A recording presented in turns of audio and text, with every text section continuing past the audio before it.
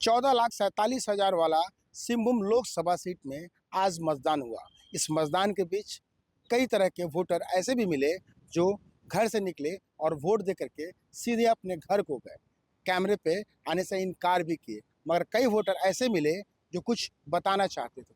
क्या बताना चाहते थे? वो रुझान बताना चाहते थे। वो बताना चाहते थे कि लोकसभा सिंहभूम की हवा किस ओर बह रही है।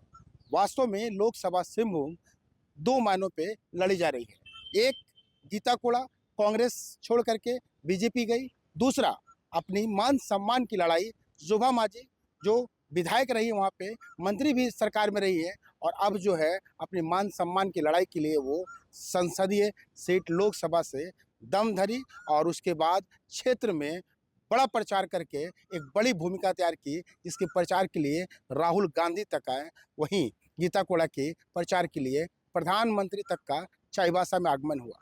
मगर देखने वाली बात है कि इस लोकसभा सिंहभूम में दो तरह से वोट पड़ता है। एक समीकरण जाति है और तो दूसरा समीकरण है कि जो पुरानी पैठ बनी हुई है, गीता कोड़ा की हम बात कर ले या फिर उनके पति मधु कोड़ा की बात कर ले, उसके आधार पर वोट पड़ता है। पहले हम बात करते हैं जातीय समीकरण के। जातीय समीकरण का मतलब वहाँ हो, संथाल और अन्य जातियों से है। कारण कि जैसे ही गीता कोड़ा बीजेपी को गई और बीजेपी के टिकट से मैदान में उतरी, वैसे ही ईसाई वोट की हम बात कर ले या फिर मुस्लिम वोट की बात कर ले, वो नाराज हो गए।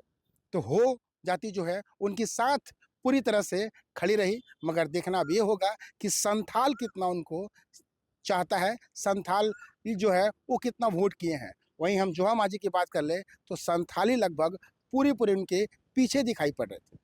वहीं हो की हम बात कर ले तो अगर जोहा मांझी हो में सेंधमारी कर पाती है तो शायद ये सीट कांटे की कही जा सकती है। मगर ये आज हम कांटे की जरूर कह रहे हैं, मगर इसका फैसला तो 4 तारीख को जब ईवीएम खुलेगा और मतगणना होगी तभी पता चलेगा। फिलहाल एक बात हम कह सकते हैं कि यहाँ जो है टक्कर कांटे की है। अब देखना ये दिलचस्प होगा कि दोबारा गीता कोड़ा जीत जाती है या फिर जोहा मांझी को सिंहभूम की जनता मौका देती है।